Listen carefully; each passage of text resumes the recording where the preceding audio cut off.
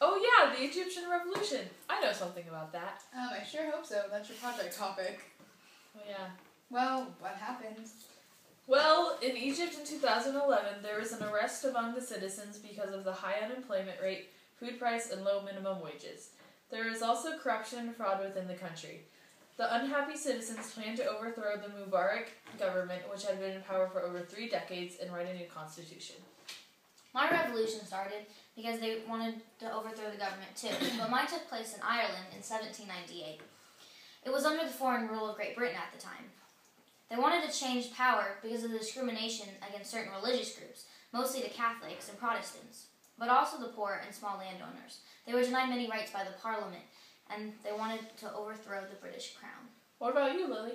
Mine sounds similar. In Russia in 1917, the citizens didn't trust Tsar, who was in the seat of power at the time, because of the poor working conditions and major losses that the country had in World War I. So Olivia, how's Lent going? Sucks, actually. Would you like some What's chocolate? Lent? No, I can't have chocolate. What's Lent?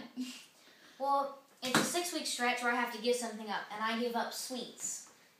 Did your revolution have something to do about Catholics? Yeah, actually, they played a main role. Catholics and Protestants fought for their lack of rights, like how they couldn't vote or have a seat in Parliament.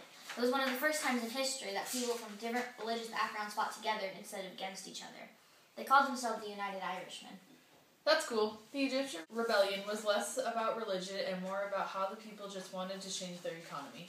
Other countries fully supported their ideas, but the only people that came into the country to help were reporters. Instead, it was just the citizens on the street protesting. Our topics are all really different, but they all have the same cause and effect. They were pushed to action from a weak or untrustworthy government. That's all cool, but that's all how it started. How did they play out? Well, in Egypt, they started protesting on January 25th, 2011, which was soon called the Day of Rage. The people flooded the streets of Cairo, demanding the President Mubarak step down. Mine started with protesting too. Women took to the streets of Petrograd, now known as St. Petersburg, after abandoning their factories. 240,000 citizens went on protest, so many of them leaving their factories that the city could no longer function.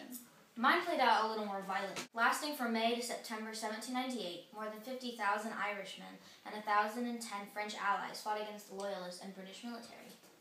Mine may have been more protesting, but it became dangerous really fast.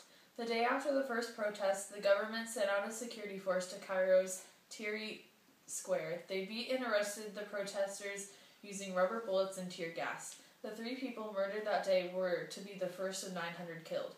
And in the weeks that followed, the government headquarters and business buildings were robbed and burnt down. That sounds horrible. Well, it was revolution, Lily. Violence is kind of unavoidable.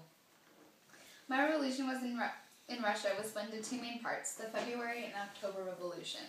The February Revolution started with women flooding the streets. They removed Tsar Nicholas II from power after a series of violent riots and protesting. Then what happened?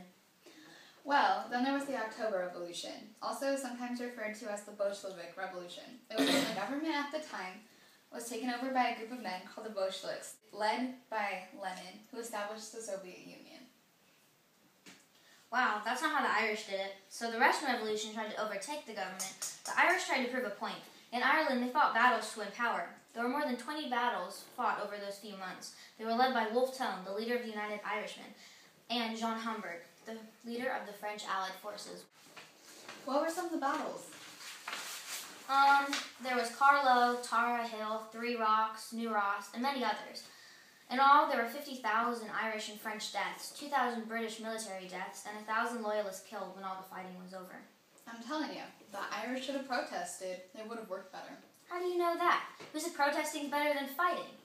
Anna says her revolution got violent too. But there were a lot more deaths in your revolution. In Egypt, there were only 900. Mine didn't take as long. Mine only took about 4 months. Yours took 8 months, and then again for 9 months, over a whole year. Quicker is different than efficient. Plus, tons of people have won revolutions with fighting. Sometimes it's just the best way to go. I mean, look at the American Revolution, or the French Revolution, or even the Haitian Revolution.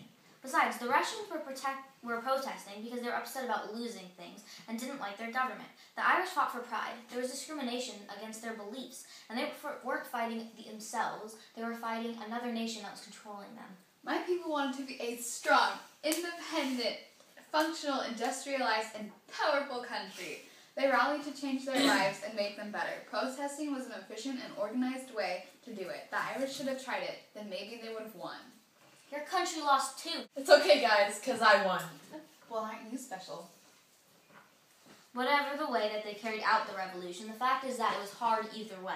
The opposing side has the upper hand, saying that they're the seat in power. It's not like they just gave up their power willingly. In Egypt, Mubarak sent the military out to control the people, but after a while, even the military started to lose faith in their leaders' choices. He also tried to keep everything secret, sending soldiers out to where a protest was to happen to stop it before it did. It also, for this reason, that reporters were not always safe in the country. The government had a way to try to keep things quiet. How did they win then? Well, this is the most interesting part of the revolution. The way the protesters got the word around was through social networking sites like Facebook and Twitter. They would post messages with a secret word that would hold the meeting up to a place and time for the protesters to take place. And they would also send a decoy message that the government would see telling them where to go. And then the real protest would be somewhere else. See, mine took place in the 1700s, so they did things a little more old-fashioned. But that doesn't mean that Britain was any more willing to give up power. The British military and loyalist citizens fought the battles against the revolutionists, and the government imposed martial law as soon as the fighting broke out. The revolutionaries were beaten, arrested, and tortured. They had their homes and villages burned down as well. Well, wouldn't have happened if they had protested. Shut up!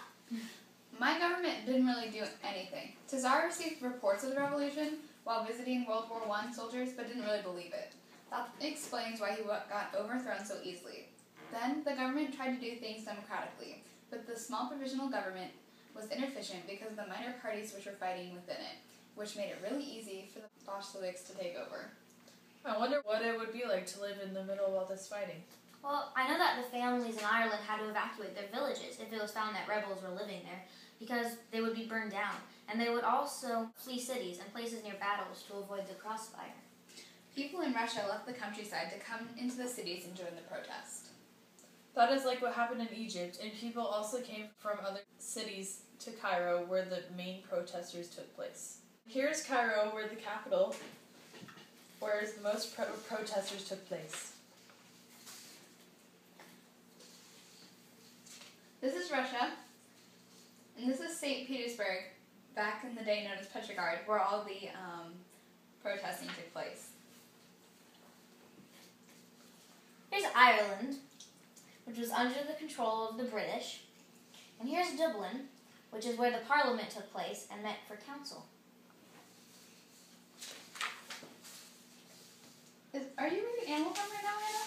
Yeah, I love animals. That's a good book. It's also based on the Russian Revolution. It's a really great allegory, where the animals portray the main historical figures from the revolution. They even have citizens and propaganda in the story. That's a really good comparison to what happened many years ago. Egypt is literally considered modern world history. So, Olivia, how exactly did the Irish Revolution end? Well, after 3 months of fighting, the United Irishmen were crushed by the power of Britain.